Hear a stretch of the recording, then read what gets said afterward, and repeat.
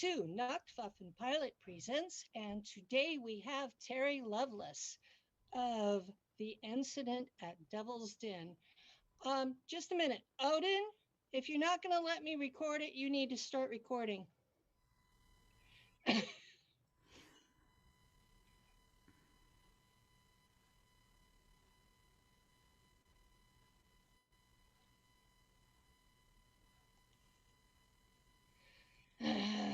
Okay, I guess we're not going to have a recording on this one. So, all right. Now, when I read your bio, it said that you were an attorney. Yes. Yes, I spent 6 years in the United States Air Force. Then I finished an undergraduate degree in psychology and a law degree from Western Michigan. And I've been a practicing attorney most of my adult life. I was Assistant Attorney General for the U.S. Territory of American Samoa, and then Assistant Attorney General for the State of Vermont, from which I retired in 2012. So it's nice to be here, by the way. Thank you for the invitation. Oh, Pleasure. I was jazzed when you contacted me. For the audience, our first contact was on a social media that is for business owners. And I had not met Terry Lovelace, and he had given me a recommendation on Alignable. And I was like, who is this guy? So I did some homework, found out who he was, thanked him for the reference, and invited him to the show. So yeah, there's a lot more to social media than just fascist book. Yeah. So my personal primary is now on MeWe. So yeah, it's a lot calmer there, and the only person I've ever seen get into any trouble, it was over a blatantly racist statement. So Then that deserves some trouble. that does. So it's not, there's no rampant censorship like there is on Facebook. And I have had real problems on Facebook. I was permabanned at one point. And my page that had 603,000 followers got deleted. And I was told I was too dangerous to be on their platform because I was talking about Germans in space. Whoa. So I like to talk about Germans in space. awesome. We may do some of that. So anyway, but yeah, that was Alignable has been a really good place, and I found a lot of my friends there. And so I may cough up the money for it. I'm considering it. I didn't check it as often as I should, but now, I check my Facebook every day. Now I'm falling into the habit of checking Alignable. I've met some very nice people on Alignable. Yeah, there are. I was surprised to find my daughter-in-law there. You never know. But she has a business.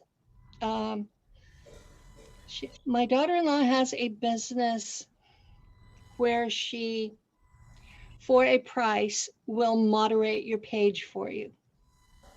Okay. And take care of all of the interactions with customers and scheduling and that sort of thing. And she seems to be doing pretty well at it. That would be worth. I mean, that would be worth it. I mean, that would be a Yeah. I could see where that would be a valuable asset. Yeah, you just make her an admin on your page, and she handles all the day-to-day stuff and contacts you if there's something that you actually have to handle yourself. Yeah. And otherwise just sets you up a schedule to deal with the customers. I mean, how much easier can that be? About 2.5 hours a day easier. Yeah. So I have two pages. One is for my radio show, and the other one is a it's probably not PC to put it this way, but it's a women's magazine. Uh, Okay. it's pretty pictures, recipes, music, and a couple of news articles. And I try to keep the news articles as close to objective as possible. Yeah, I understand. I understand. When you're dealing with mainstream media and you're dealing with alternative media, and what I tend to do is find 4 or 5 articles along the same lines and pick the one that's most middle of the road. the Middle of the road is good. You know, the the old adage of the truth is in the middle is the approach that I've been taking. that's pretty much true always. So what what what frightens me sometimes is when oh, the socialist group. You're talking about Antifa? No, QAnon? there. It's the union website that has a well. You've got New American on one side, and you've got I blanked on the name of the place, but I have it bookmarked, which tells you which browser I use. But yeah, I have it bookmarked, and when they are agreeing with New American, that makes me sit up and take notice Yeah. You know, because I, New American is the John Birchers. So okay, I'm familiar with that so name in the when 1980s. the John Birchers and the socialists are agreeing on a topic, you really need to take a look at it. That's pretty significant. Yeah. So that's generally the stuff that I will push is the things that the two of them are both agreeing on, especially when what they want is opposite of what the mainstream media wants. At that point, you really need to look at this topic. Yeah. You know, I like to listen to Reuters, BBC, and Al Jazeera uh, for kind of a I different. like Al Jazeera. Yeah, I do too. Al Jazeera, Telesur, Press TV when I can find it. It's censored a lot. It's out of Iran. And I like Mint Press. It's an alternative. It's an alternative news media with a mostly middle of the road, slightly liberal lean. And I'll balance that with one that's more right leaning. Because if you're not listening to both sides, you'll never find what the middle of the road is. You'll think it's the middle, but it's not. Yeah. And it's so strange that we're having this conversation about facts and that facts are facts. And Yeah, there is a objective truth. there is. There is. And that's an important distinction to make before we go into all of this other stuff is there is an objective truth that is not subject to perception. Yeah. Yeah. Not So, part of someone else's agenda. yes, there is an objective truth that is not subject to interpretation. And yet at the same time, you'll find a lot of people trying to cover it up for their own agendas. So you can dig deep enough to find it, but you have to know how to look for it. So As an attorney, district attorney, you would have understood how to find the truth out of the mass of evidence and everybody telling the story for their own benefit. Yes, that's kind of the game. It is. So, I you knew I was going to pull this back around. Oh yeah, yeah. And I enjoyed it very much. I miss it. Oh, okay. I have a long-term real-world friend who started off as a defense attorney, and then he was the district attorney, and now he's the the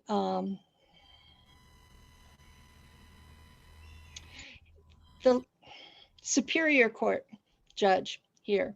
I Oh, had that's a nice position. um, and we used to go to church together at the church that excommunicated me. Oh, honey. And I used to be his kid Sunday school teacher. And his daughter had epilepsy and his son had ADHD with dyslexia. Ooh, And so these two kids were in my class, and I treated them like everyone else and a little bit of special treatment because the girl would sometimes want to go back to the main church to be with her dad, and I would have her escorted so she wasn't alone at any time. good. And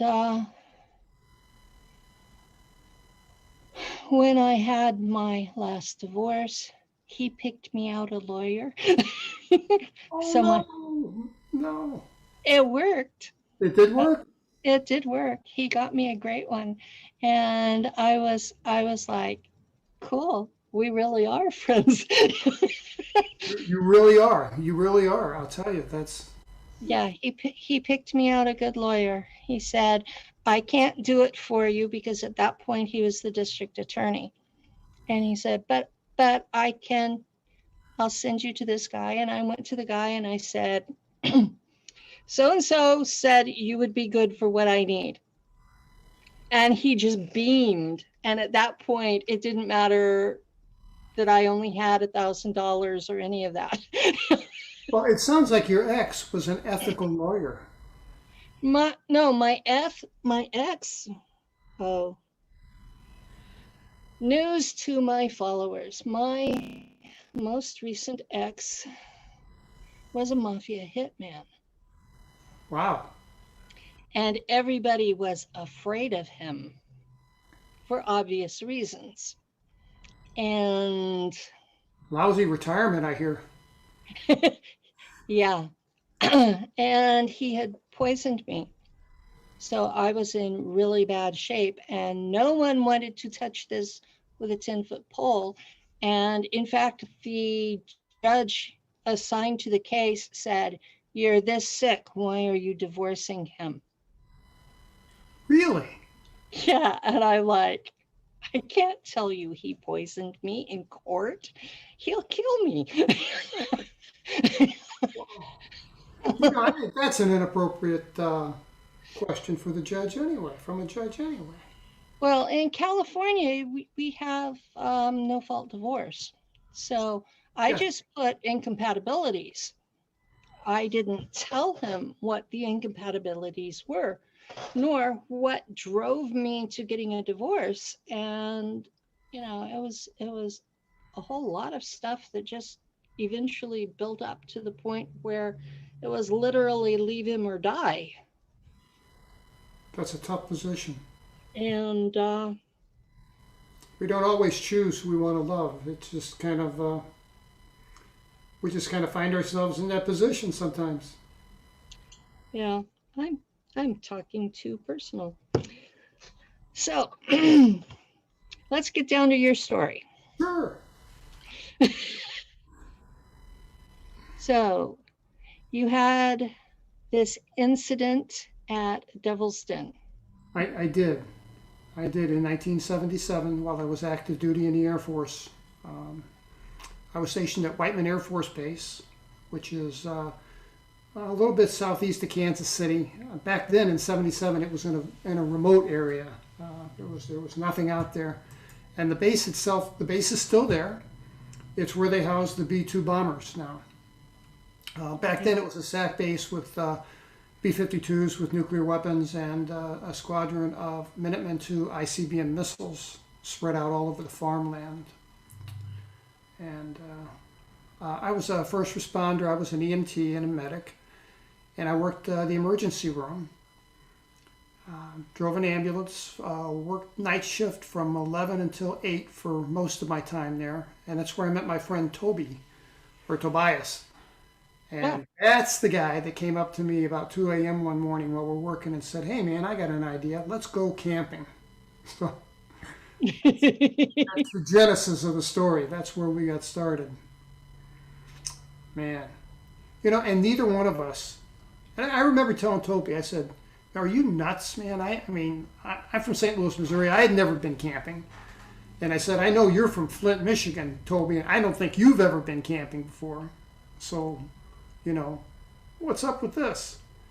And in retrospect, I really do wonder what was up with this, because it was just an ill-conceived, harebrained idea that made it all the more feel like we were on an appointment, keeping an appointment more than the camping trip.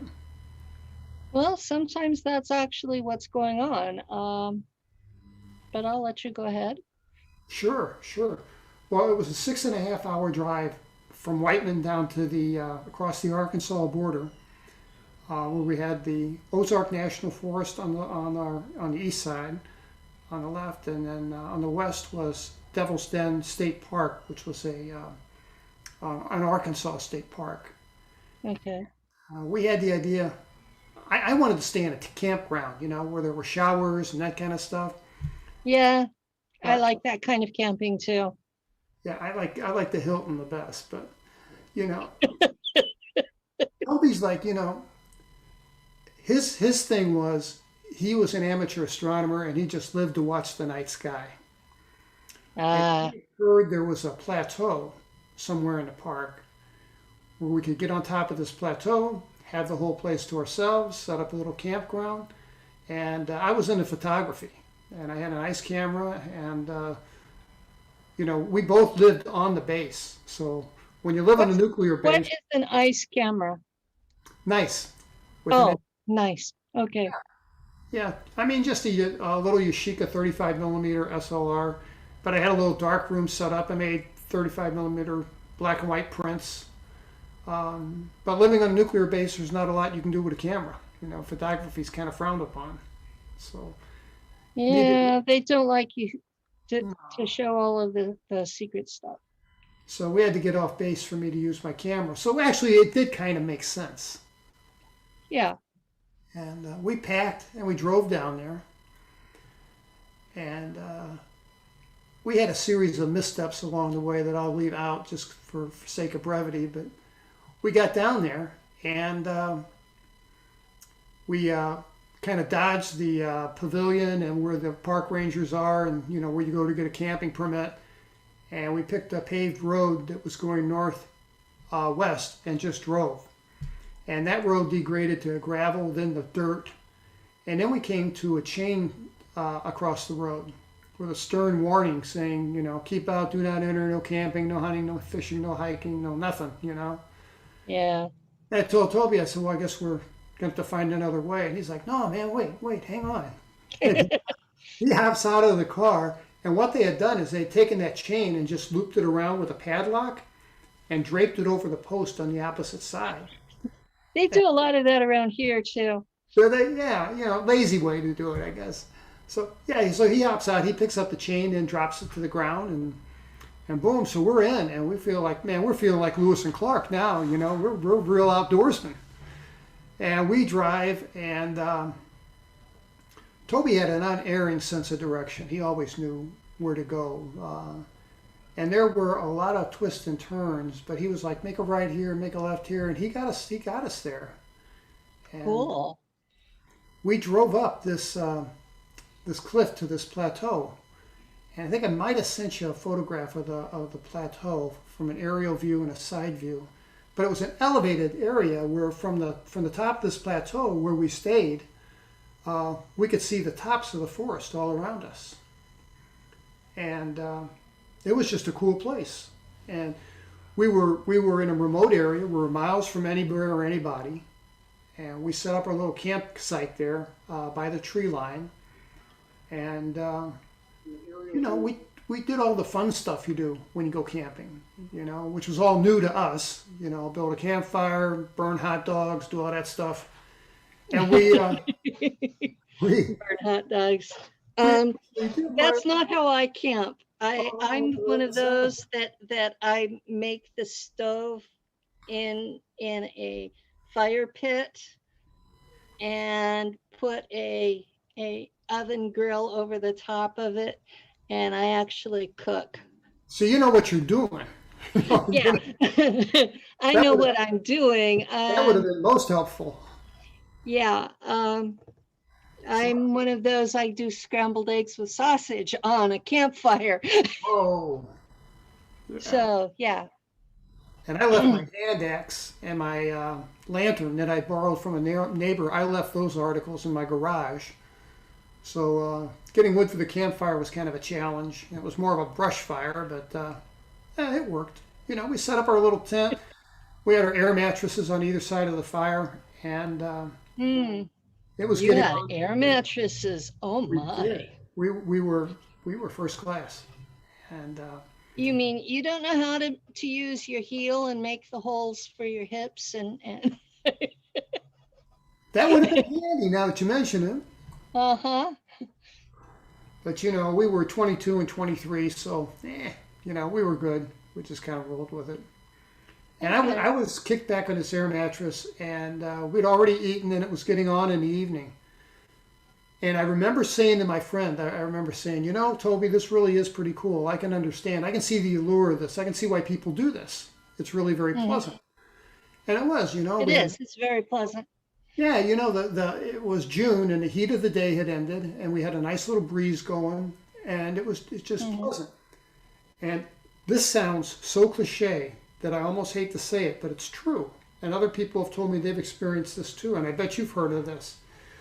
We were talking, and while we're talking, the crickets and the tree frogs are making so much noise that we have to raise our voices to be heard by one another. Oh, yeah.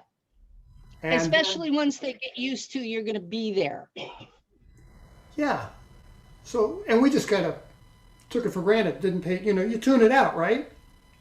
Yeah. And there was a lull in our conversation, and I realized that it was quiet.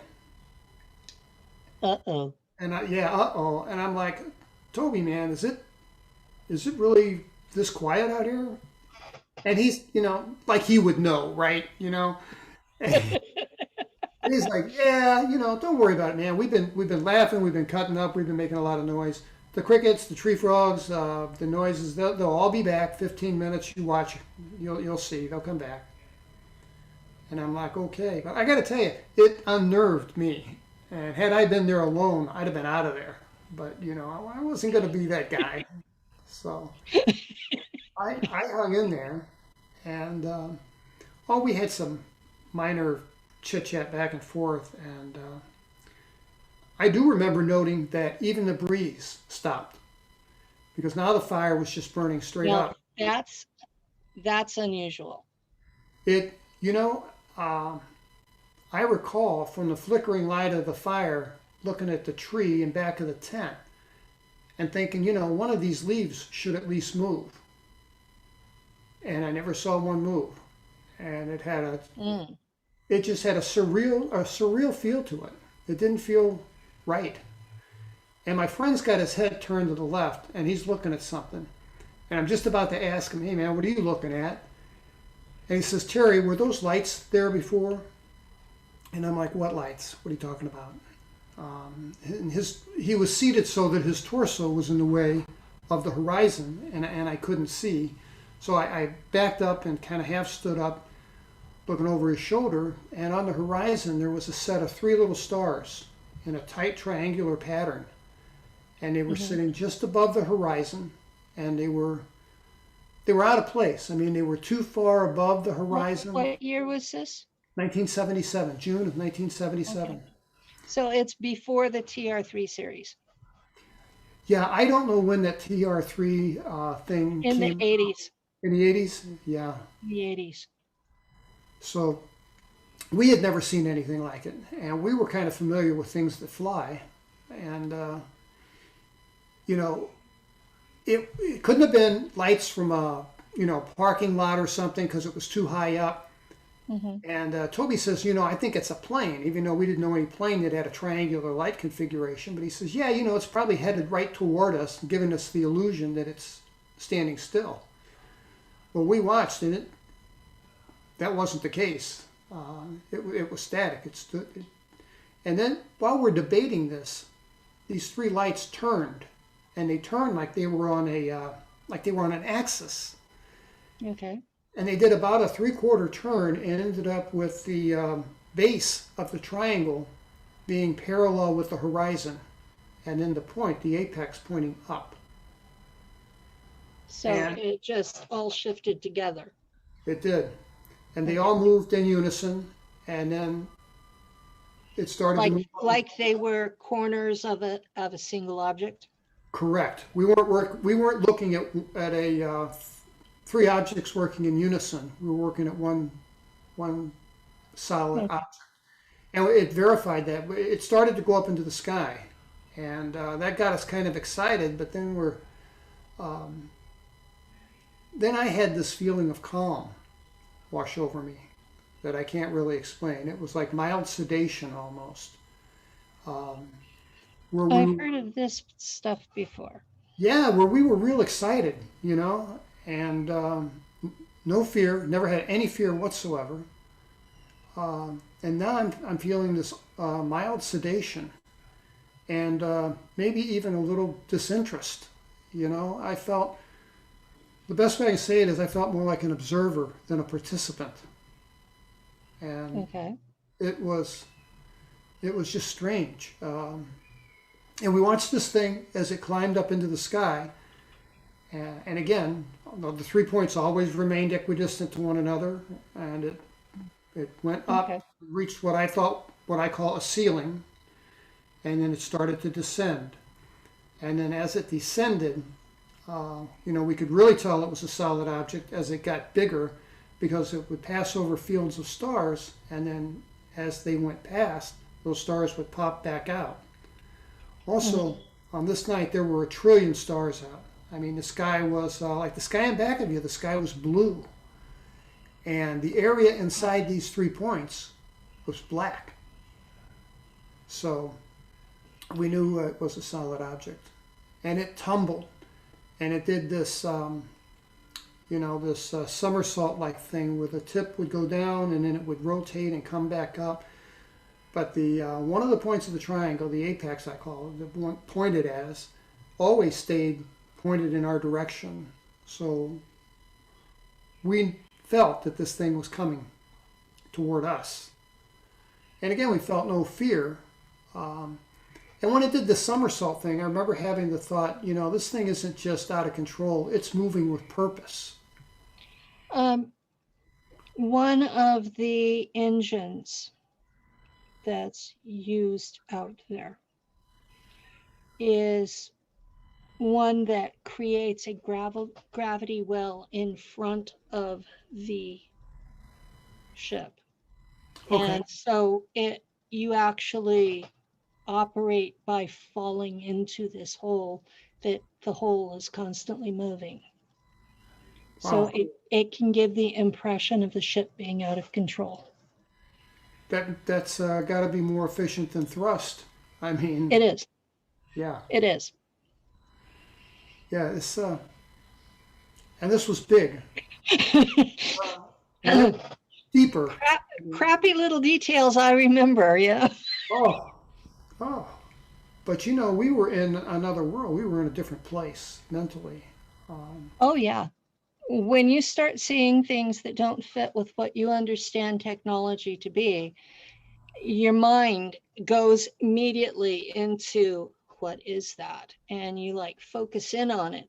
So if you're in that mode and you're suddenly disinterested, yeah, that's something to notice, because that means there's some sort of mental effect.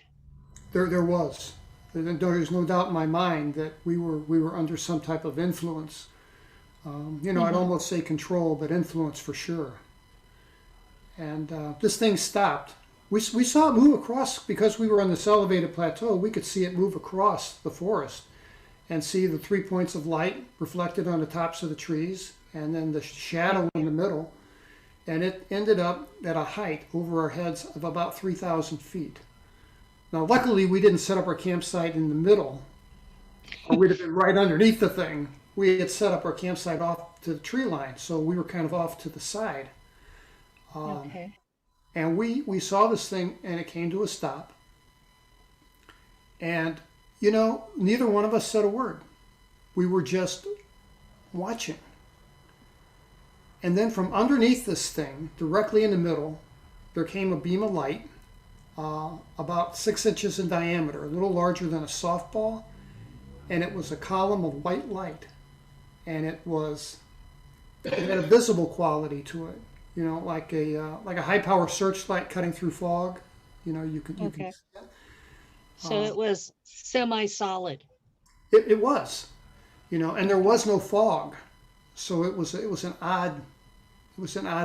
I don't know what it was, and it landed right in the middle of our campfire, and we just looked at one another, and it stayed on for about 60 seconds maybe, and then like someone flipped a switch, it turned off.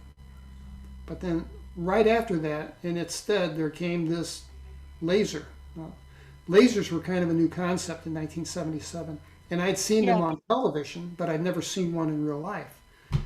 And there was a laser beam about the diameter of a pencil that was purplish blue. That was pretty big.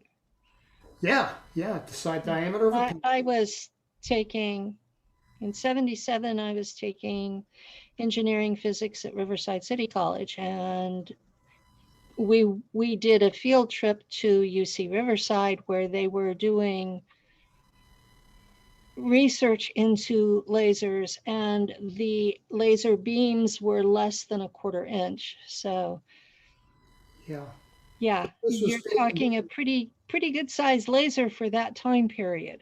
Yeah, and it was bright. I mean, it was brilliantly. I wouldn't want it to shine in my eyes.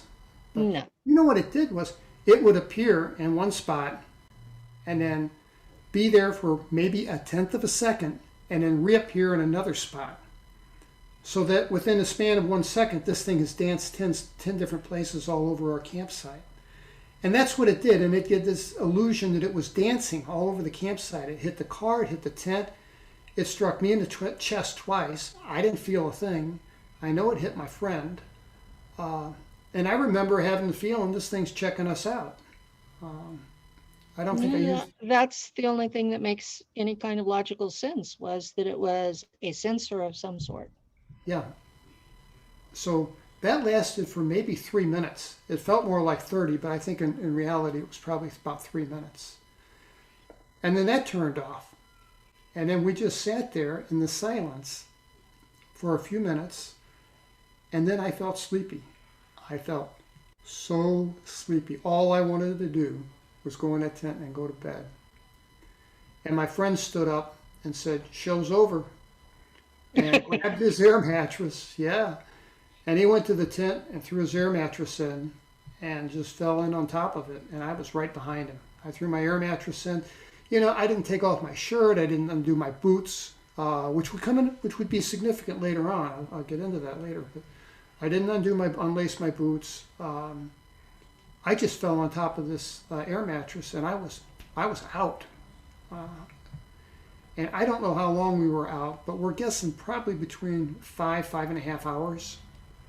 Both of our watches, we wore, as EMTs, watch is a tool of the trade, and you need one. Mm-hmm. And we both had decent wind-up kind of watches, which were, what you had back in the day. I had a nice Elgin watch that stopped at 240s. Toby stopped at 241. Neither of those watches, to my knowledge, ever ran again. I wish I'd saved that watch, but I didn't. Anyway, I was out, but then I woke up with these lights flashing through the canvas of the tent, and they were, remember the old school kind of flash bulbs that you used to Oh put in a yeah. camera, and they Yeah, someone the would take ones your that were, and they would leave a blue thing. a blue thing. Yeah, you would blink and see a blue dot in front of your face for the next hour, Yeah. right? Well, I woke up to these flashing lights, and they were not on a regular sequence. They were intermittent, and they were yellow, white, and kind of an off orange, and they were flashing through the. And when they flashed, they would light up the inside of that tent like a ballpark at night. I mean, they were bright, but when they weren't flashing, it was pretty dark in there. So I wake up, but I'm out of it. I don't have myself together mentally, and I'm thinking, oh, these must be like a park ranger's truck with the overhead lights. Yeah, Park rangers here to kick us out. that was before they had the blue ones in too. Yeah, yeah. So I thought I'm grasping for a reasonable explanation for this, and I'm thinking, yeah, park ranger's truck. That's right. That's what this has to be. Well, And that's what we always do is look for something reasonable. yeah, our minds want to make sense of things, and Yeah. when we encounter something that's so paranormal that our mind tries to wrestle with it, and so I sat up and realized that I was in a lot of pain. I was hurting all over. And I'll Mm. get into that in a second. And I looked down, in one of these flashes of white light, I could see my shoes had been unlaced. My combat boots had been unlaced about 3/4 of the way down. And I didn't do that. And I took off, and that confused me. I took off one of my boots, and my sock was on sideways. Now, one of the things they teach in the military is to take care of your feet. Because if you don't, Yeah. someone else is going to have to take care of you, and it's going to be two people out of action. So I took off both boots, put my socks on properly, put my boots on, laced them up, and that's when through one of these when one of these flashes of white light came, I could see that my friend who's right next to me is on his knees, and he's looking at something intently out of the window, not the window, but the flap of the tent, where you go in and out. And I'm like, holy man, what is it? Was it park rangers? What's out there? And in one of these flashes of light, I could see that he had tear tracks down the right side of his cheeks. Mm. And that scared me. And all of that, Yeah, I remember those days. It wasn't real popular for men to be crying. well, you know what? I knew this guy pretty well. We worked together for 3 years. I knew that if he was crying, he had a good reason to be crying. Yeah. So, and I asked him, what is it? What's out there? And he just did the universal finger across the lips thing and said, they're still out there. And I'm like, who, Toby? Who's still out there? And I'm maneuvering to my knees so I can look. And I pull back the flap of my tent just about an inch. And I peer out and I see two things. That this craft, this giant triangle, the size of a Walmart, right? That was 3,000 feet over our heads some 6 hours, 5 hours ago, has now descended. And this thing is just 30 feet over the floor of this meadow, the top of this plateau. The top of that plateau was flat as a pool table, and this thing sat right on top of it. And if you look at the aerial photographs today of Devil's Den, you'll see it. It's triangular shaped, and it's clear cut. There should be 40-year-old mature trees on top of that plateau, and there are not. Mm. The government spends a lot of money to clear cut that for some reason in the middle of nowhere.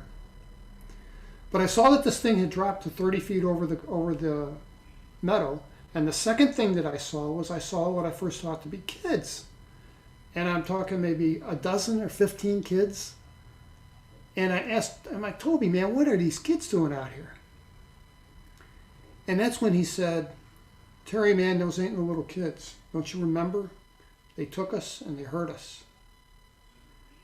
And, I've never had a clear linear memory of what happened to me. But when he said those words, That's hard when you don't have a clear Yeah, linear memory. all I have is bits and pieces. But when he said those words, that's when the fear came on with a vengeance, and Hmm. I had mental flashes, images, flashbacks, I guess, of being inside this thing, and they were they were so incredible um, that it was just overwhelming, and I could see why I was close to tears myself, out of fear. And Yeah. and Toby says, look at them again, Terry. They're not human beings. And when I looked, I could only see them real close because we were a fair distance away. But in a flash of white light, especially, I could see them pretty clearly. And they were paired up in twos and threes, and they weren't human beings. Their heads were disproportionately large. They had spindly bodies, and Penny, they had the most unique gait. They walked almost like their knees were partially hinged backward or something. They had a really weird Okay. walk, and they weren't walking around like looking on the ground or searching for something. Uh, they were walking around just kind of checking things out like tourists or something, you know. Yeah. And while we're watching, um, and we're scared to death, we're going to make too much noise and draw attention to ourselves. But they were done with us. It didn't matter at that point. Then another light came on from underneath this thing, and this time it was a column of that white light that had that visible light feature to it. Yeah. It was a column. This thing was about 30 feet off the ground, and the diameter of this column was about 30 feet. So it was about as wide as it was tall. And these little guys, and having an understanding of physics, this may make more sense to you. These little guys would wander into this light and just dissolve. And visually, it looked like the 1960s Star Trek thing. And I was never a big sci-fi fan, and still aren't. But these little guys, people would go into this transporter or something, Yeah. and they would show them dissolve. And that's what this was like. And we watched this until the last two of these little guys walked into the light, and they dissolved. And as soon as they were gone, the light turns out, and the lights immediately on the points of the triangle stopped being multicolored and switched to all white, and they stayed on. And while we watched, we saw this thing take off. And it didn't take off like a rocket ship at all. It took off like a hot air balloon. It just Yeah. took off. That's consistent with the falling into the gravity well. That is, Hmm. bits and pieces of this. I'm glad that you recognize, because you're confirming things other people have told me. Um, Well, I served with a human military in space. I served with the Germans out there, and when they first went into space, they had an anti-grav engine that basically produced that same gravity well. And they eventually switched to other propulsion systems because the version they had produced so much radiation that the crews were dying from radiation poisoning. So wow. they they were pretty determined to leave because the crews were just dying right and left. And it became almost a joke about, oh yeah, you want to you want to be a Hanabu pilot, meaning you have a death wish. Wow. So yeah, they were that dangerous. A friend of mine lent me a book just a couple weeks back. I wish I had it handy, and it talks about Nazis and the secret space program. Uh, Well, the Germans in space are not Nazis anymore. That was a political party that lasted in Germany for about 30 years. And There are remnants of it, but that's all it was a political party. And the people in space are Germans, and they follow a Teutonic culture, and they use the symbols, but those had been German symbols for millennia. The ones that look like runes, right? Yeah, the ones that look like runes. And they had been using those for thousands of years already. The runes were actually their letters before they westernized their script. Okay, okay, that makes So, sense.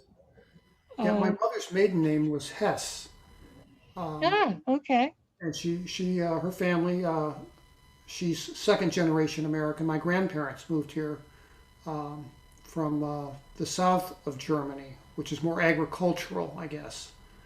It has thicker dirt and better weather. Yeah, they were farmers. So, Yeah. um, My family, um, I'm a Merovingian. So, my family came through Great Britain. And when we were exiled to the United States, we became farmers. yes. And yes, my family was exiled by Cromwell. In fact, one of my ancestors, he and his daughters were dumped off the ship a quarter mile offshore.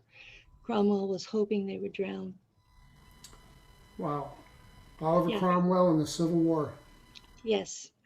So that tells you a lot about who my family was. We were all Jacobins and Royals. And yeah, Not the Roundheads. we were. Yeah. I've been trying not to cuss in these, but we were in deep shit Oh, when no. Cromwell won. Yeah. No, no, no. um, yeah. Um, names, names that people would know in my family tree. Uh, the Fendleys were descended from Macbeth. Uh, Is there the an Irish influence there? the Neils. William Smythe Neil was the one that was dumped offshore. He was Prince of Ireland at the time. Um, who else was there? There was a family called Blackwood who were De Veres, which is the bloodline of Jesus. And there were Stuarts who were descended from De Bruce. And De Bruce's were also the bloodline of Jesus. And there were Sinclairs, and they are the bloodline of Jesus. And yeah, these are Yeah. my people. I could understand why government might want those people out of town. Yeah. Yeah, it was a way they were hoping, because this was in the late 1600s, early 1700s, and they were seriously hoping that America was wild enough that these people would just die. Yeah. Yeah. And it was a way to kill them without having blood on their hands. Yeah. So yeah, um, that's who my family are.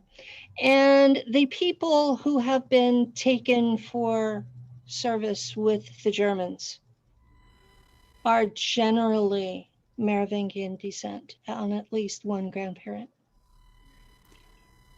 Yeah. I was told by, and I'm getting way ahead of myself here. Um, I was visited by an entity in 2017, and I explained this in the back of my book. Um, in 2012, I had gone to an ER because I was already retired, so I get my medical care from the VA, and I couldn't Mm-hmm. bear weight on my right leg. And I went to an ER, the VA, got my leg x-rayed, and the technician said, let's do that again. She took another set of x-rays, and then she says, Mr. Lovelace, were you ever injured by shrapnel or in some type of accident? Or And I'm like, no, I spent 6 years in Missouri. I mean, the only harm's way that I was in was mosquitoes. And I said I'd never injured that leg in any way. And she said, well, I called the radiologist down to take a look at it. And I think I sent you x-rays. Should have x-rays. You sent me the x-rays and I saw them on your website. Okay. Yes, I do my homework for these. Oh, I know you do. I know you do. And I regret not getting you a book in time, by the way. Well, thank you. But I will remedy that. I promise. I have you and 5 other people. I promise to read it when it shows up. Okay. So, radiologist says, actually what he did was he popped the x-ray in the light box and he walked over to my leg and he poked me in the leg, down by my knee on the right side, lateral, and says, it'll be right there. And I'm like, what'll be right there? And he says, you're going to have a scar right there. And he says, so you've got a foreign object underneath your skin. And he says, it's deep enough into your fascia and tissue that whatever violated the integrity of your skin to embed this object in your leg, whatever kind of misadventure that might have been, good choice of words. A very good choice of words. Would have left a scar. And I insisted I didn't have a scar. But you know what is interesting is,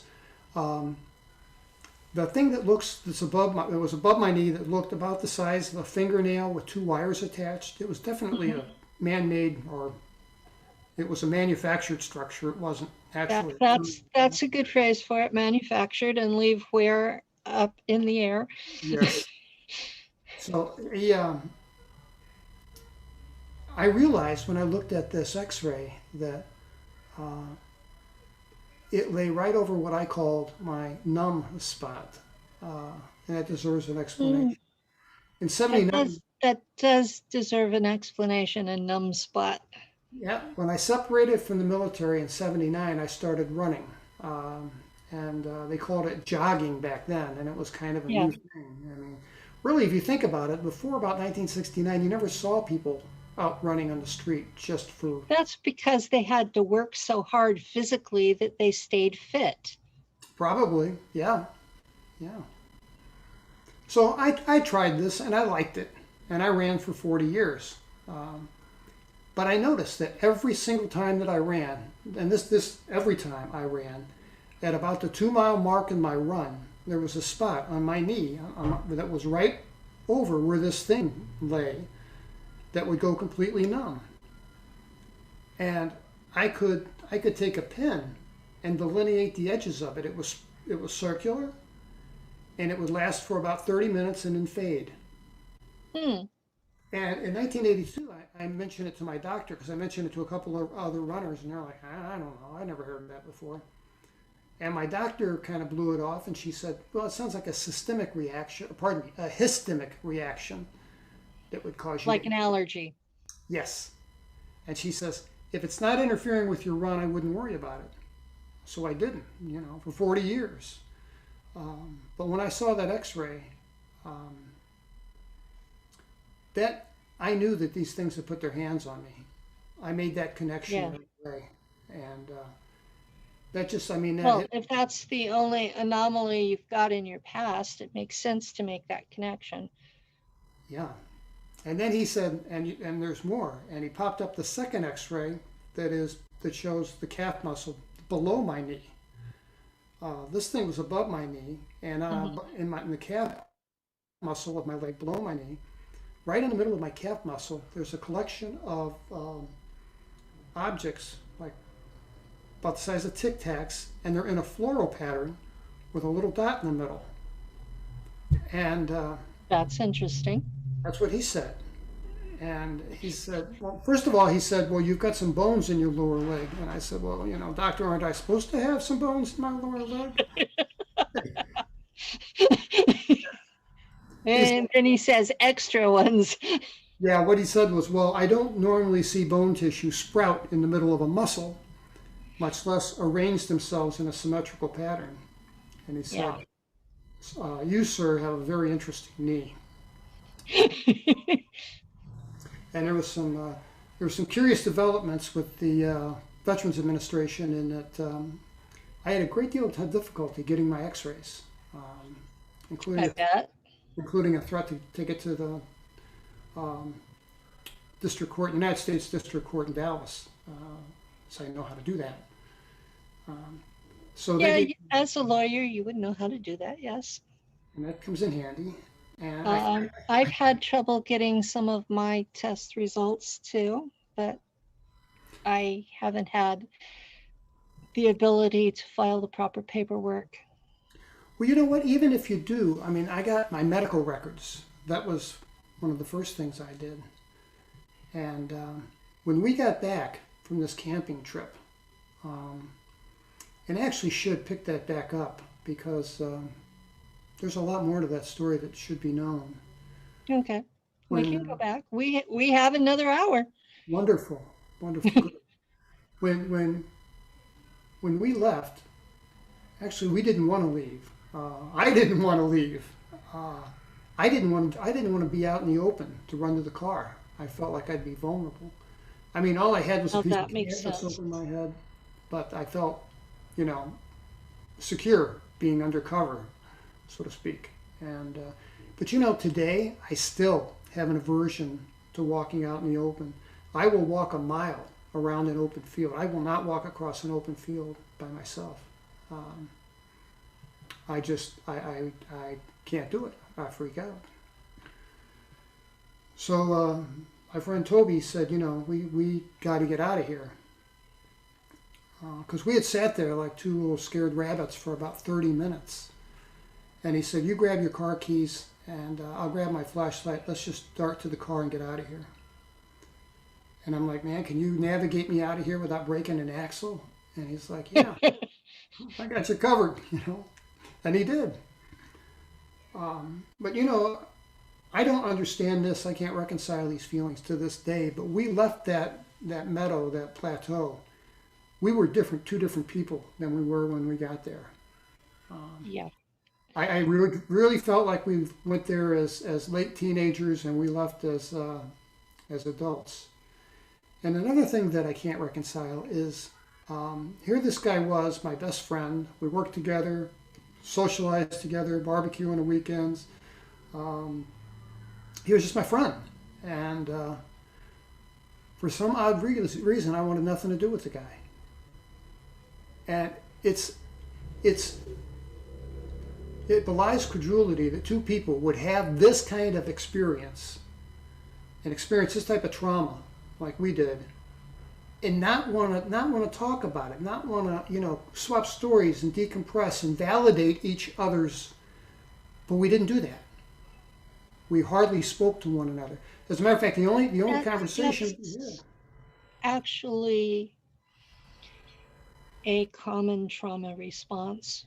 You either want to socialize and talk about it, or you want to pretend it didn't happen. yes. I'm finding that out. I'll tell you, in the back of my book, I put an email address and I said, look, I'm not a doctor or a therapist, but if you've had an experience, I'd like to hear about it. And Well, since we formed an SSP experiencers veterans group on Facebook 2016, I've probably been contacted by 500 people, and some of them want to just spill everything. Like you said, they want the validation. And others, it's like, well, I was there. yeah, And 3 weeks later, you might get another detail out of them. yeah. You know, Maisha invited me to her group, Mm-hmm. and I I thought about it and I didn't go. I've been invited to another veterans group and I didn't go. Um, you know, I'm comfortable. Misha's group is good, especially now that she's separated the people into the different categories. When I was going to her group, she had everybody together. And my memories were terrorizing. Yeah. Some, Well, you some would of fall us, into that group. You would fall yeah. into the veterans group. I mean, you were in service, so Well, yes, service. I mean, irrespective of the branch, whether it's recognized or not. I was in several wars, and I have PTSD. And when I started talking about the flashbacks, Yes. the people in the group would start talking about how negative I was, and the new age stuff would come to the top. And I had already been excommunicated because I had altars as a result of what the CIA had done to me as a child. Yeah. And Christians see altars as demonic Demonic. possession, Yeah. which it's not. I know. And New Age, when you talk about what happened to you, they declare that you're negative and low vibe, and they will cut contact with you as well. And so I've gotten to where they just mention the name of their faith, and I start to shake and have nervousness and total PTSD response Yeah. just from the name of their faith. They don't even have to interact with me. Just say, "Oh, I'm a Christian," or "I'm in New Age," and I will start to have a reaction. And people don't understand. It's like, well, you were a Christian for how many years? You went to seminary, and the name of the faith puts you in this kind of stress? Well, I've been through 104 exorcisms and still got excommunicated. Wow. That's trauma. That's trauma. And I don't. I mean, I think that you have to. I've been diagnosed with PTSD twice. Hmm. Both Well, times. yeah, and Uh, a real abduction experience is a trauma. yes, and I never told them I was abducted. So my official diagnosis, they did an MMPI, Minnesota Multiphasic Mhm. Personality, and 500 questions. Oh Um, yeah, I've had those a couple of times. and that's what diagnosed me as PTSD. But they put down the diagnosis as both times as PTSD etiology unknown because they couldn't tie it to a specific. I didn't have sexual abuse as a child. Thankfully, I wasn't. I didn't have any major calamities in my life except being, you know, taken by aliens in 1977 when I was 22 years old.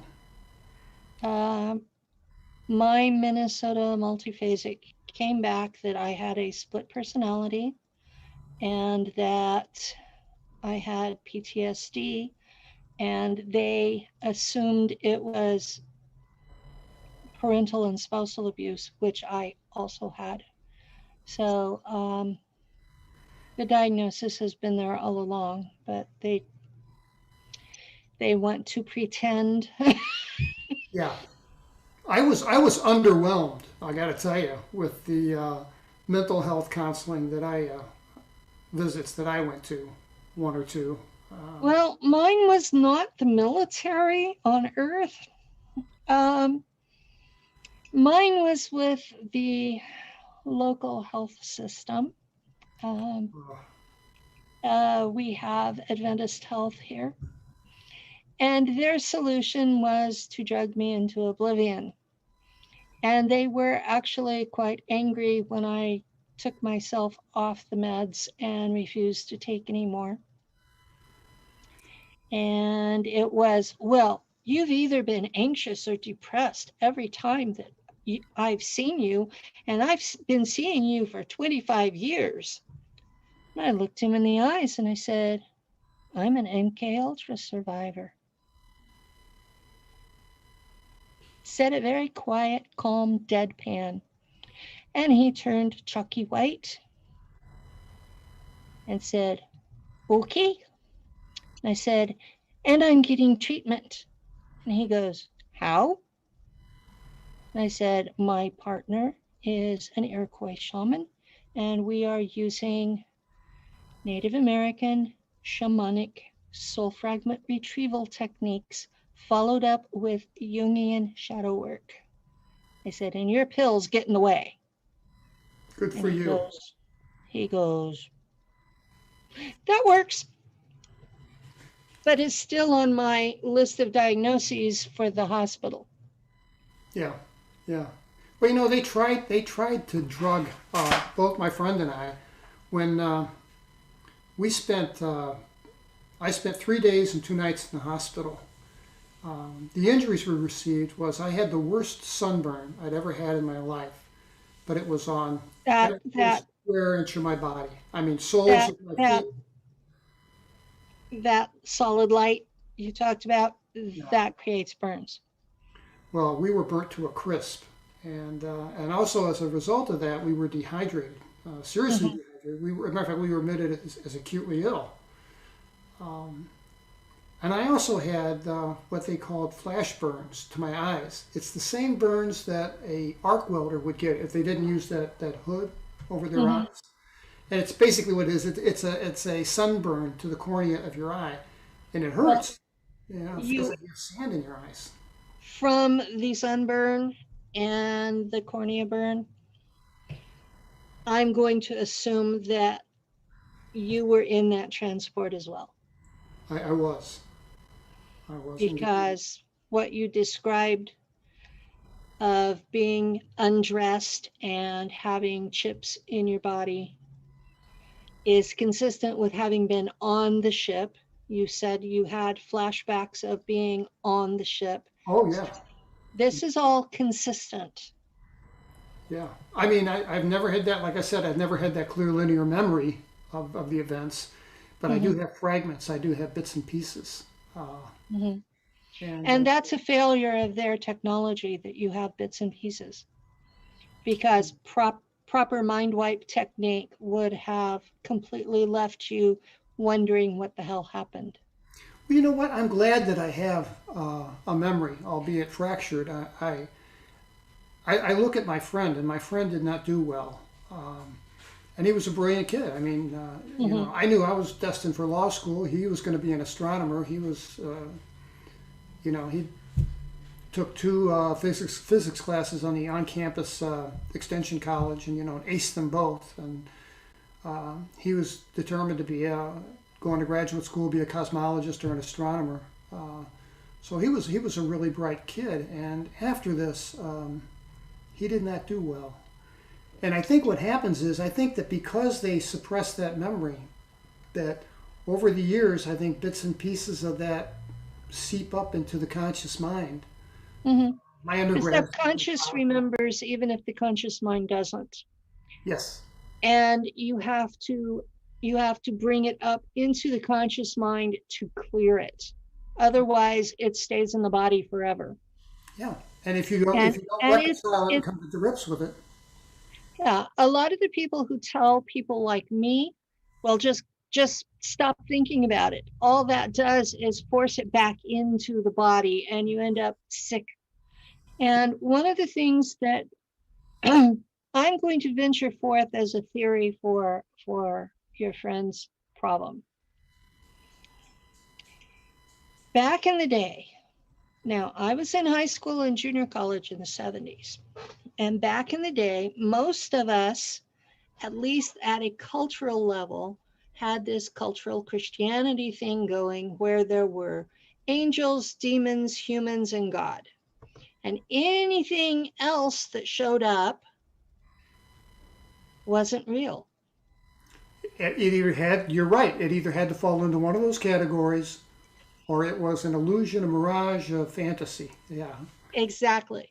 So here you had a physical experience with extraterrestrials, I'm assuming, Yes. and it didn't fall into a category that he could easily assign it. He never could reconcile it. I think you're spot He, on. he could never reconcile it with his belief system. He Now, this is the excuse that Eisenhower gave for not telling the public that ETs were real, was that the population couldn't handle it. Yeah. And that was the excuse for kidnapping a whole generation of children and mind fracturing us to send us into space because adults couldn't handle it. Adults went crazy, adults died. Children's minds and sense of reality were more pliable. Pliable is the right word. And so that was the reason they chose children. And they chose young children because our mind would fracture instead of going catatonic. And the fracturing process limited the memory space for the events they didn't want to be exposed. They could trap it in an altar. You know, I had experiences from age 4 through 9, and then again on a single event when I was age 11, and I saw a UFO. I saw a flying disc outside my bedroom window. What happened the younger age? Here's what happened. I explained this in my book. I had these little entities that would come into my room at night and step out of the shadows, and there were 4 of them. And I know I lose people on this because they think, oh, that can't be true. But they were dressed as circus monkeys. They were about 2.5 feet tall, and they had long tails, and they all wore like a paper mask with a big grin painted on it, and they had large yellow eyes. And I'm convinced that these things didn't really look like that. I think that that's the way they appeared to me. They knew that in my mind's eye, I would see them as benign, as somewhat comedic, not a threat. And there is such a thing as a screen memory. Yes. And they can take and create a screen memory that is benign. Yes, and they did for me. And they can alter your emotional reactions in that screen memory. Absolutely. Absolutely. So, I had literally decades of every Friday, I would dream that I was a mermaid in a kelp bed. Wow. That was my cover memory for being taken for service. Yes. Wow. That is spectacular. Yeah. Well, I knew that they took me as a child. And I went to they took me to a white domed room with other kids there. And it had a padded gray floor. And all of us kids, we spoke telepathically and played. And these kids weren't kids from my neighborhood or my school. I don't know who they were. I've often wondered if I ran across one of them today, would I recognize them? The kids who were part of my training group from ages 4 to 9, the ones that I met real world as opposed to anything else, I knew them by how they felt. We have a different energy. Are you an empath? I'm one of those Claire people. Yeah. Okay. I have no memory from before I was taken. They had mind wiped me when they took me to Langley. So when I came back, I didn't even know my family. But I could see into other dimensions, interact with beings that were not human and were not solid. And when I would talk about it to my family, my father would beat the crap out of me and tell me that I was a liar. So I had to learn what he could and couldn't see. What he could see was all I could talk about. Yeah, because that's real. Because that was real. So I can tell you what's 3D and what isn't, because if it was 3D, I could talk about it. If it wasn't, I couldn't. Yeah. So I've had 61 years of telling the difference between what I can see and what everyone else can. Yeah. And telepathy is a real thing. And I don't do telekinesis, but I have friends who do. Um, I can see future overviews, but not what an individual will experience. So I think they leave us some gifts that are kind of meant to compensate, maybe. They gave me. I was modified by the CIA for my service in space. I was given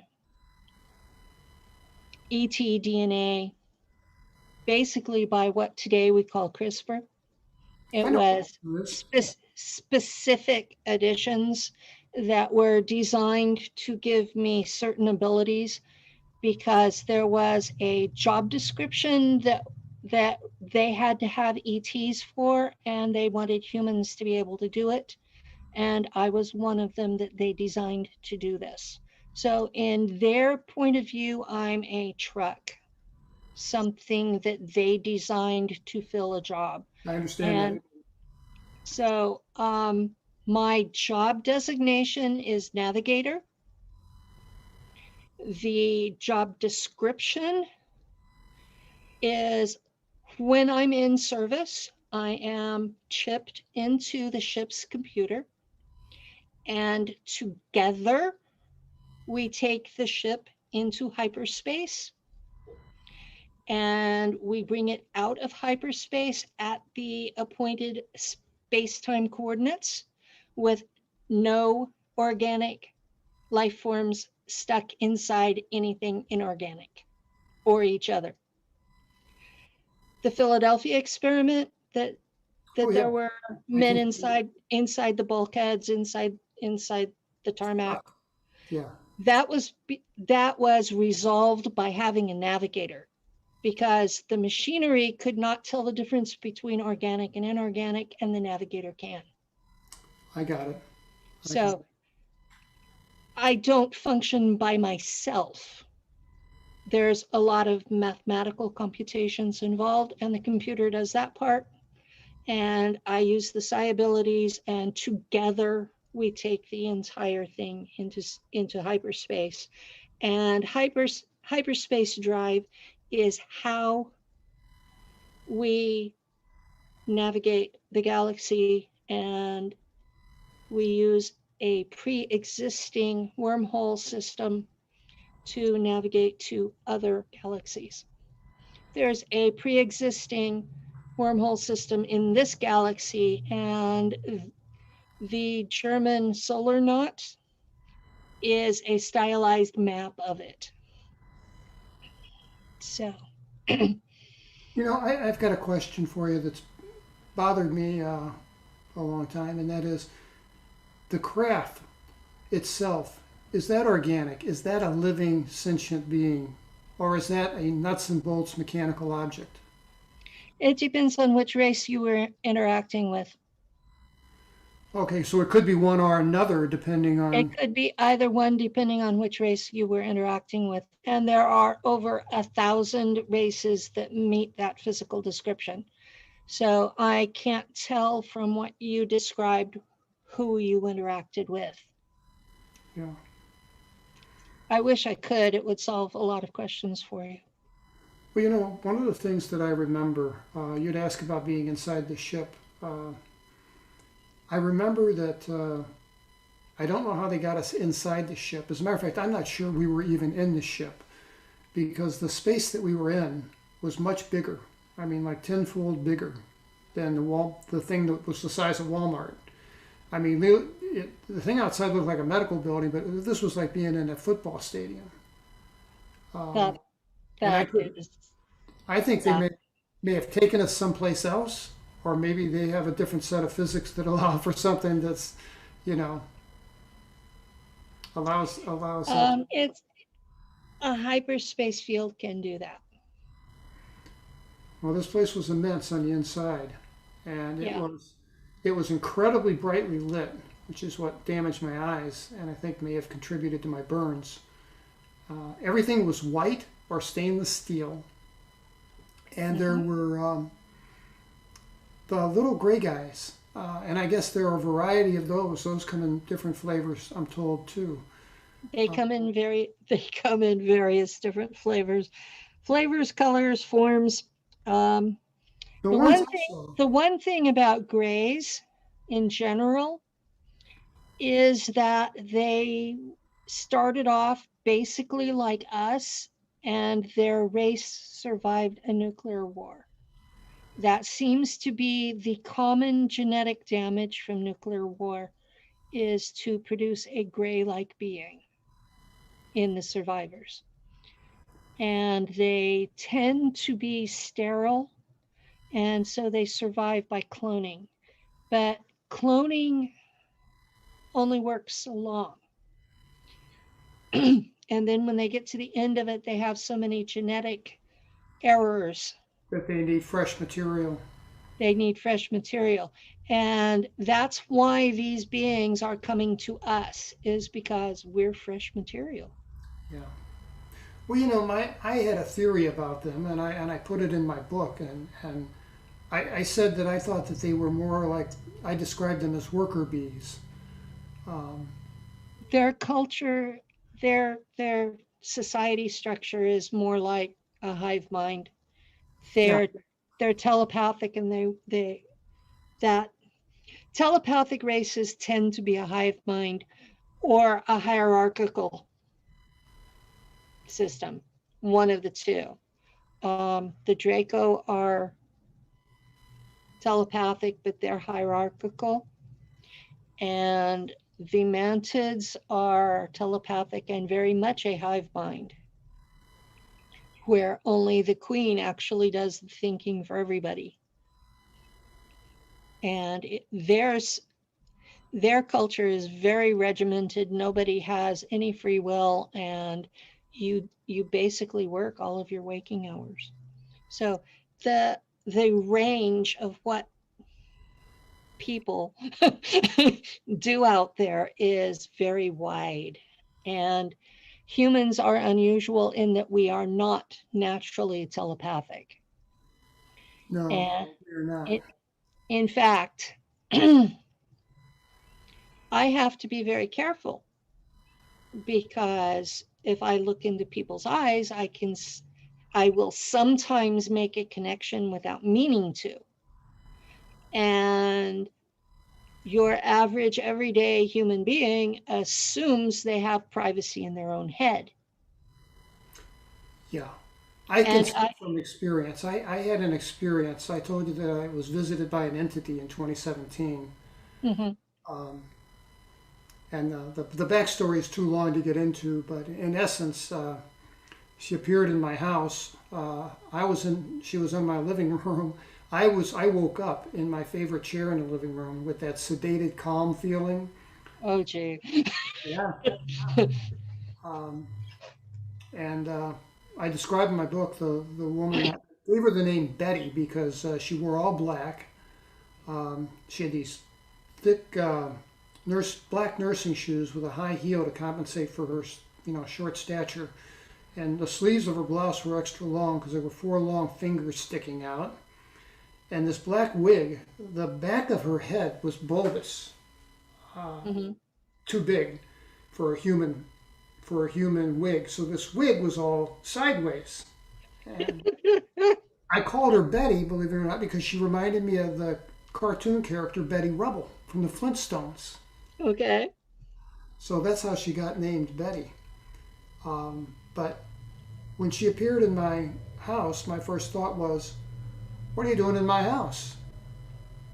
And she said, I heard her telepathically in my head, as clear as any spoken word I've ever heard. "It's nice to see you again, Terry." And I asked, "Does this have something to do with these things in my leg?" And she fired back, and I realized we were speaking telepathically, and it seemed natural, until I had the thought, you know, what if I think of something that makes her angry? Or what if I think of something that's inappropriate? I mean, think about telling a group of fourth graders, don't think of elephants. Well, what are they going to do? Exactly. So just the mere thought of that, I had every inappropriate type of image you could imagine running through my head. And she looked at me, and she looked with a combination of, I think, embarrassment and confusion. And she said, Terry, you can keep some of your thoughts private if you just. Yeah, you can. We I call hope that. so. We I've always call wondered if that was just said for my benefit or if that's true. that's true. It's called front door telepathy. Okay. And it's like holding a conversation, and you can still think what you want in the back of your head, but the front door conversation is just what you want to say. Yeah. And when I do have telepathic conversations with people, humans, I use front door telepathy. When I interact with ETs or interdimensionals, depending on the race, whether I use that or full intimacy telepathy. With Draco, Close your mind and give yourself privacy. full intimacy telepathy is the required form for interacting with Draco. Okay. And It the is. intimacy, I mean, explain. It's everything in their head comes to you, and everything in your head goes to them. Okay. And it's a form of, they consider it to be honorable discourse, proving that you are not hiding anything or being duplicitous. Sure, it's an open book. That the word intimacy makes sense in that used in that phrase. And it's their normal interaction with each other. And when they do it with humans, it feels like your eyeballs are like your brain's being sucked out your eyeballs. You know what? That's one of the memories. I should tell you that story real quick because I think it's important. When I was on board this ship, I recall I was standing in this atrium, and the only thing I could move was my eyes. I could not move a muscle. And I had all of my clothing and my boots in my hands like this. So they'd taken all their clothes off. And I could perceive, even though I couldn't see him, that my friend Toby was next to me. But I'm looking around, and I'm seeing these gray guys run. There was a lot of activity. I'm seeing these gray guys going around all over the place. But all I'm hearing is silence. I saw a thing that looked like a golf cart. It didn't have a roof over it. It looked like a golf cart with no wheels, and that was moving along. I mean, it would seat 6 or 8, maybe 9 adults, and it was the gray guys, and it was just motoring along. But in all this chaos that I see going on around me, there was this entity that had a pinkish, chalkish skin tone. He was not gray. He was 6 foot in height. He had sparse hair on top of his head. He had just holes for ears, a slit for a mouth, no cartilage for a nose, just 2 nostrils. And he had large black eyes, but they weren't like the motion picture exaggerated huge eyes. Yeah. These were just like a pair of wraparound Ray-Bans. And he caught my attention because I could see that he carried himself with authority. You know, you could tell sometimes how people walk, that they are or consider themselves to be or may actually be someone who is in authority. Yeah. So I'm straining my eyes as far as I can to the left to look at this guy because he's interesting. I'm scared to death, but he's interesting. And just by happenstance, he turned his head and we locked eyes. And this has been a recurrent nightmare, for 40 some years. The second that we locked eyes, this guy was in my head, like you said. Yeah. I felt him in my head. He knew me. He knew my secrets. He knew my wife. He knew everything about me. Yeah. And my mind was an open book. And, that's full intimacy telepathy. well, all I got reflected back from those eyes was just raw intellect. You know, the analogy that I like to use is we had a family dog, a golden retriever, who would put her head in my lap and you know, while I'm watching TV, and I'd reach over and I'd pet her, and she'd look up at me with those big brown eyes, and Mm-hmm. um, but we had a relationship, you know. Yeah. She knew that I was the alpha, and I would take care of her. I was her Mm-hmm. caregiver and provided her with love and affection, and I, you know, looked into her eyes and I could see that trust. And she looked into my eyes and, like I said, recognized me as the alpha. Um, when this thing happened to me with this pinkish white guy on board this ship, I was the dog in this equation. Yeah. I felt so inferior on all levels. Yeah. Um, it was a most humbling experience of my life. Yeah. Um, that's what we interact with on a regular basis out there is natural humans are so outclassed. The German officers have a ritual where they take in black goo because it will double or triple your IQ overnight and put you at the same level as the ETs we work with. But That would at be nice to be on an even playing field. I think that would have to be. the trouble is that it does so at the expense of your humanity. You lose your emotional life. The only emotion you can feel after that is anger.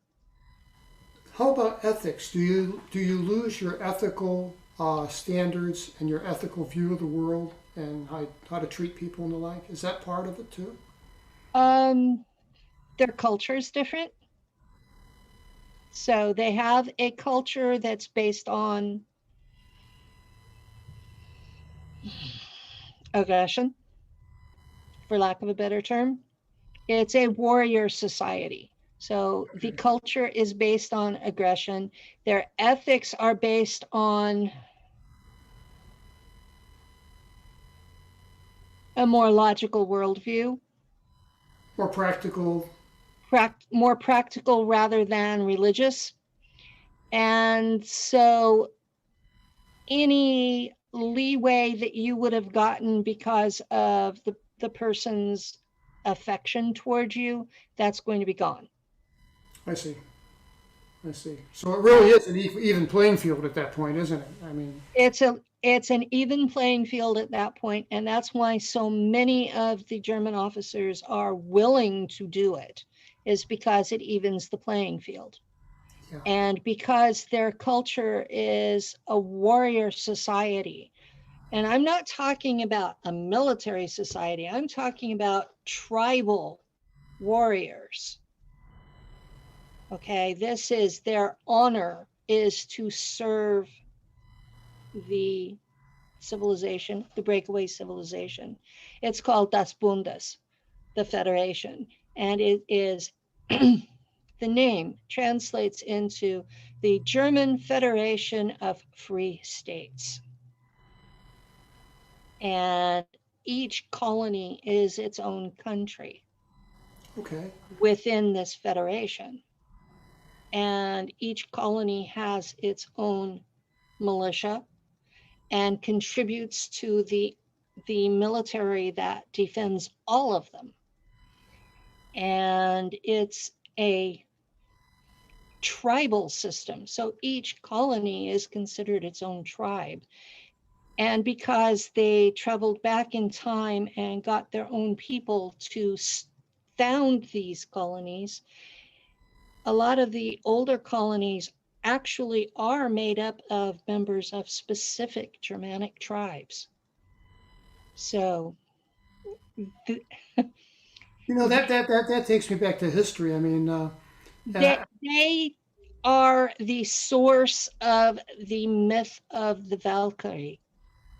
okay. They were traveling back in time. They sent female warriors to harvest the warriors who were going to die. And they would take their heads, just like in the mythology, take them on board ship, put them into a regen tank, and they would grow their body from the head.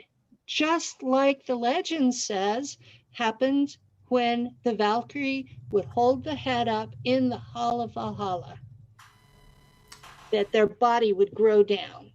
They had the mythos completely perfect.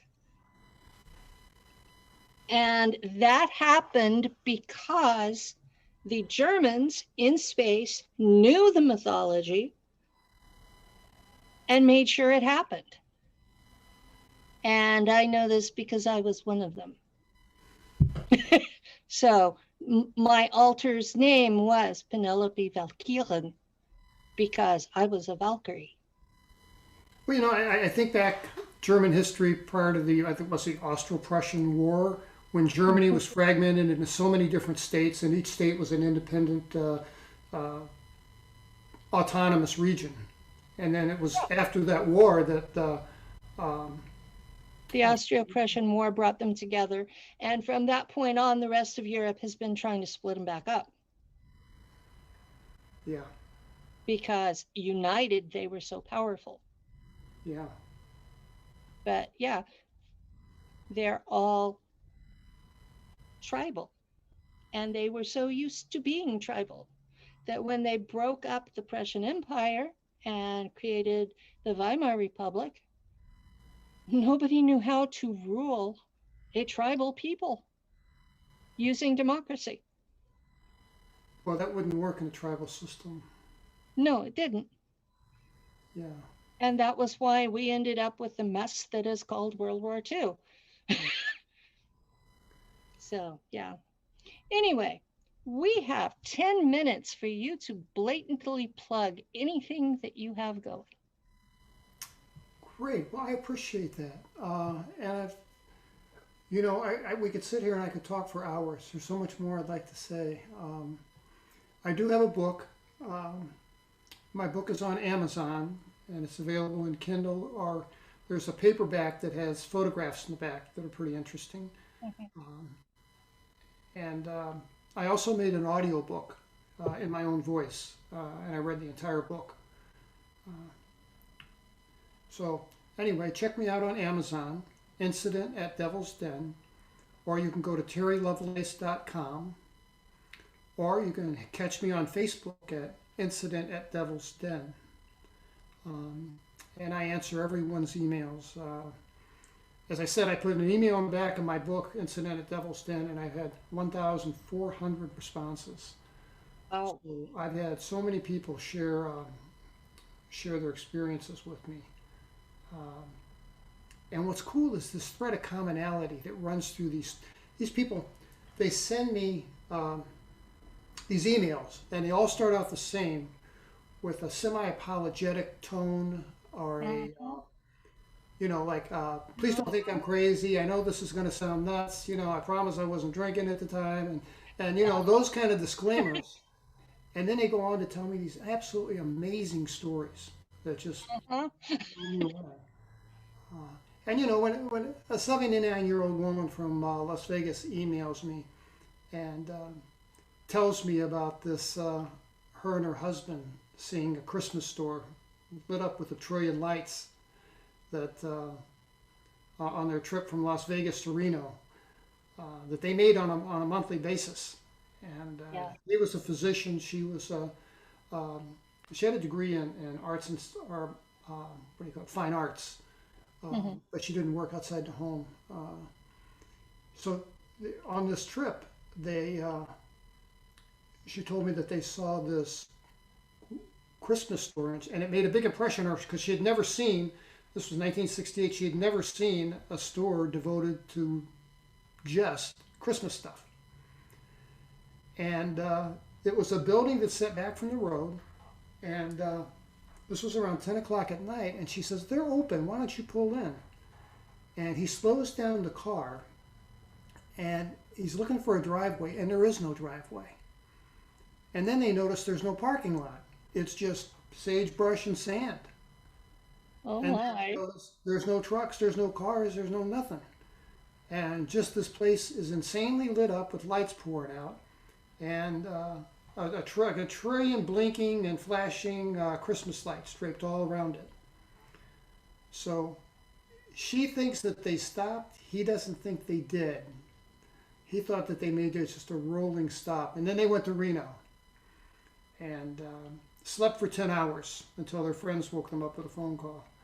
Mm-hmm. And Alrighty. could not get that Christmas store off of their mind. Yeah.